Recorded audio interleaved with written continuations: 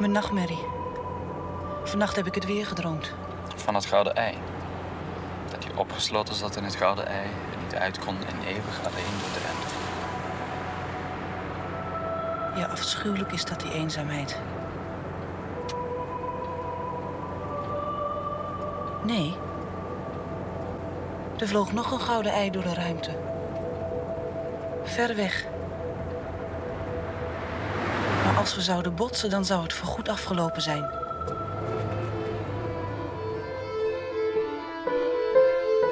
What is the most terrifying film you have ever seen? What was it about it that terrified you? Stories that deal with things that we know are not real are experiences that belong in the realm of imagination. What if you have to use your imagination not to picture some specific horror, but to actively recreate an infinite number of horrific real-life scenarios? There is a relatively unknown Dutch film from 1988, a film that Stanley Kubrick deemed the most terrifying he has ever seen. Entertainment Weekly ranked it as the 25th scariest movie of all time. The Vanishing is a movie directed by Georges Sliger and written by Tim Krabbe, based on his novel The Golden Egg. It's the most disturbing film I've ever seen, and yet it has no monsters, no jump scares, not even a drop of blood. Instead, it deals with the inescapability of fate and the nature of obsession. It taps into something that goes deep in our psyche, and it left such a lasting impression on me that I had to watch it over and over again, obsessed, like one of its main characters, Rex. Rex is traveling with his girlfriend Saskia during a vacation in France. She tells Rex about a recurring dream in which she is inside a golden egg, floating in the darkness of space. During a stop at a gas station, Saskia disappears without a trace, and Rex tries obsessively to piece together what happened to his beloved girlfriend. 3 years later, Rex is only the shell of the man he used to be. On the inside, he is completely consumed by the obsession of knowing what happened to Saskia. This could have been a trivial story, inviting us to try and solve the mystery of Saskia's disappearance. But instead, the story subverts our expectations and introduces us to the perpetrator, Raymond. It's by jumping back to the past and from Raymond's point of view that we are told the other half of the story. Papa, t'es un héros. C'était comme ça sans réfléchir. Naturellement, je suis un héros. Mais méfie-toi toujours des héros. Un héros, ce n'est rien d'autre que quelqu'un capable d'un excès.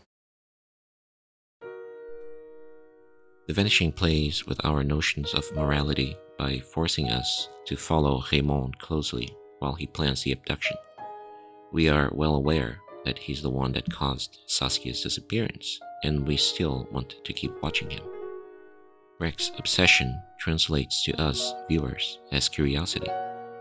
We are curious to know what happened, but the morbidity of our curiosity is never apparent, and so it starts giving way to empathy. We can't help but root for the villain. In Pixar's 22 Rules of Storytelling, compiled by director and storyboard artist Emma Coates, rule number 1 is you admire a character for trying more than for their successes. During the course of our observations of Raymond's planning, we witness him rehearsing over and over.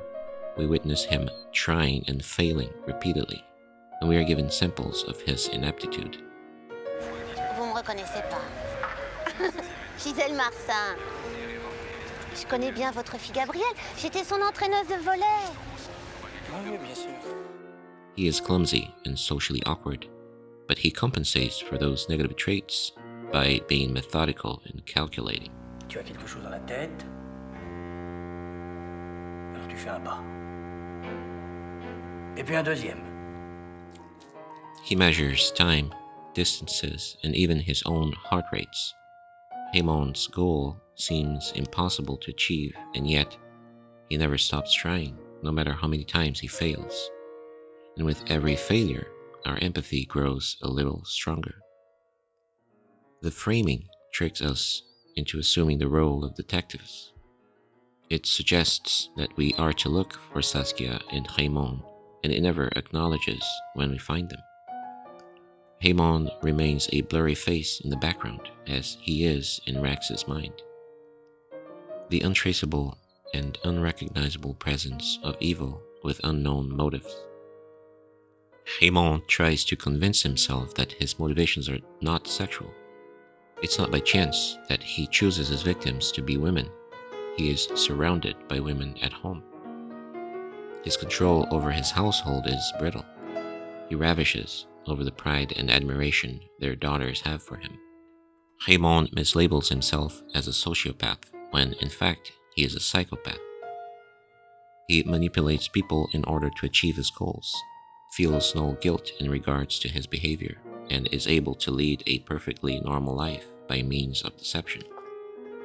The movie, however, is not interested in portraying him as a bad person, and by doing so, it causes the viewer to be self-conflicted about their feelings for Raymond. He jumps into a river without hesitating in order to save a drowning girl. He tells his wife that he loves her and that he is proud she's the only woman he has ever been with. He is a loving father and tells his daughters that he loves them. The movie doesn't give us any reason to suspect that he is lying. He has neighbors and co-workers with whom he has normal relationships. Even when it's himself who brings up the idea that he might be involved in Saskia's disappearance, his co-workers simply laughs it off. Mais si, chez Martinez. Tu voulais étriper tous les voleurs de filles. Je t'ai même dit, si c'était moi, tu marionnais. La hollandaise, alors. The movie makes a very plausible case that Raymond is above any suspicion. It is not the point of this story to humanize the killer, but rather to show that it is possible for him to operate under the disguise of normality. It is Raymond who first brings up the idea of predestination. He tells Rex the story of a revelation he had when he was a boy, the idea that he can somehow go against what is predestined. It never occurs to Raymond that he might be doing exactly the thing he was predestined to do.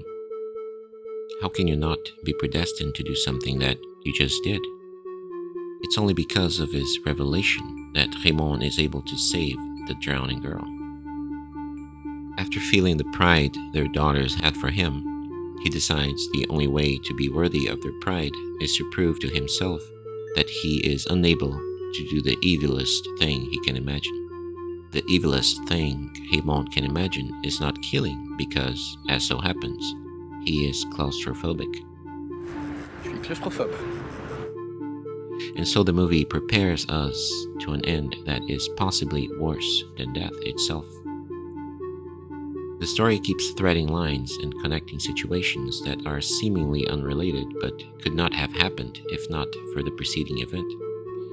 Raymond's clumsiness and inaptitude make us believe he is unable to succeed, but even as things keep going wrong, fate puts us back on the road. It is fate that both Rex and Raymond's names start with the letter R, or that his wife gives him a box of tiles. When Raymond finally convinces a woman to get in the car with him, he accidentally drugs himself, which puts him on track to meeting Saskia. Saskia engages in conversation with Raymond because she didn't have the change to buy coffee. She didn't have the change because she buried the 2 coins that later Rex will find and will change his mind about Raymond's offer. Raymond's decision to jump leads him event after event to his confrontation with Rex, and is exactly what inspires Rex to drink the coffee.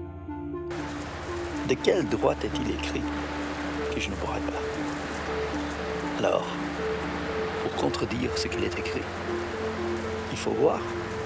Raymond recognizes that fate can wipe out even the best laid plans, and that saddens him. Fate is a box that we cannot escape, a road which we can never deviate from, an unchangeable, inescapable course.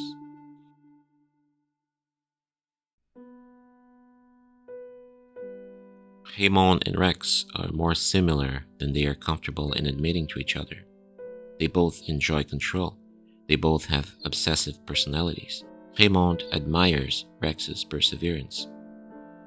At one point, they even seem to be socializing. Under different circumstances, they might even have been friends. Whereas Raymond's obsession sparks from his psychopathy, Rex's obsession is born out of his guilt. Saskia hates being alone, and Rex feels powerful when he leaves her behind and makes her afraid and vulnerable. He enjoys the control because he wants to feel he's needed.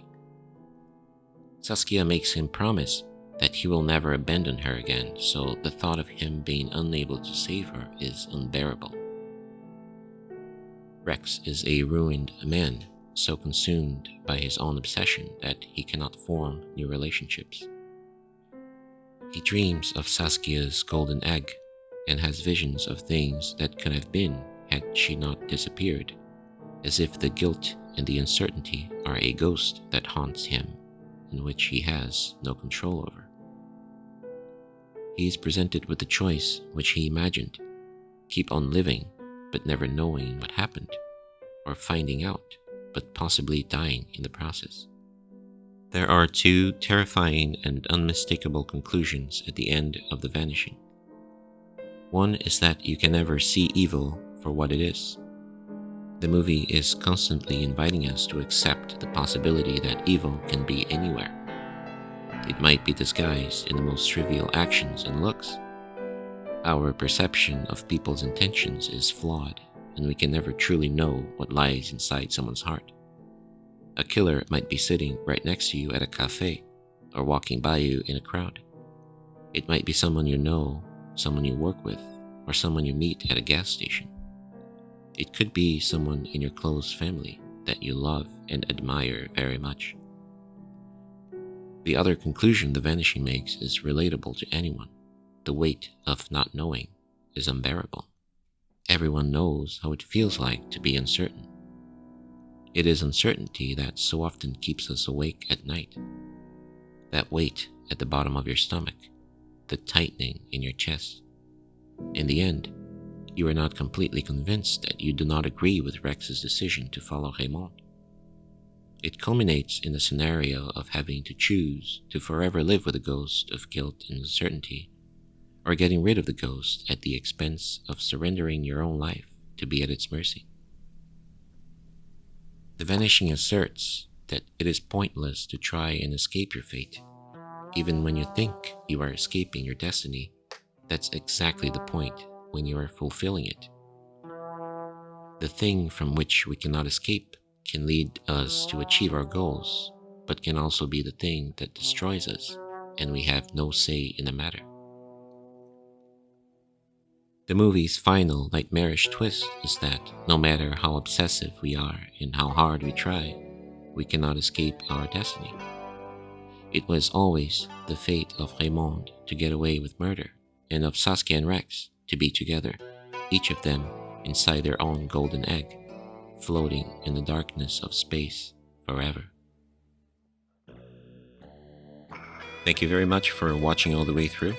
If you enjoyed watching, don't forget to scroll down and click like and subscribe. And see you next time.